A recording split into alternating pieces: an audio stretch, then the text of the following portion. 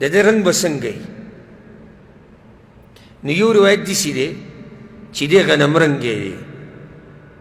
امام احمد دا حدیث راوړی دی چې وانه جعد آدم، دا غنم رنګی دی. دویم روایت داسې دی مخکې موږ سره تیر شو که نه چې تک سپین دی، اقمر هجانا، تک سپین. ښه په روایت کې داسې راځي فاذا رجل جسیم احمر، امام بخاري دا حدیث راوړی چې دا سړی به سور وي. یو سړی اوس وایي چې دې سره به څه کوو. ځکه دا قیامت ته علامات او هغه حدیثونه چې د فتنو په باره کې خبرې کوي، د هغې دپاره په هغې باندې پوهېدو دپاره جوړ علم پکار وي. ما داسې هم کولی شو چې ما داسې ویلی چې دجال به راوځي او دا به کوي او قصه ختمه شوې. زه غواړم چې زما دا وروڼه او زما دا خویندې په یو یو مسله باندې پوه شي.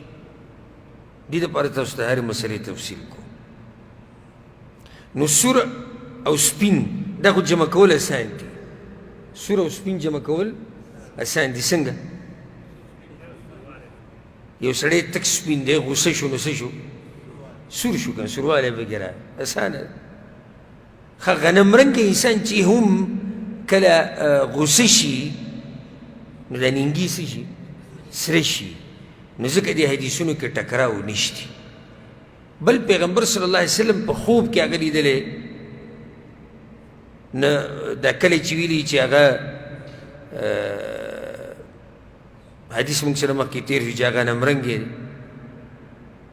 دا یې وایي چې کله دی راوځي په خوب کې چې ولیدو وی سره سرمنې وه.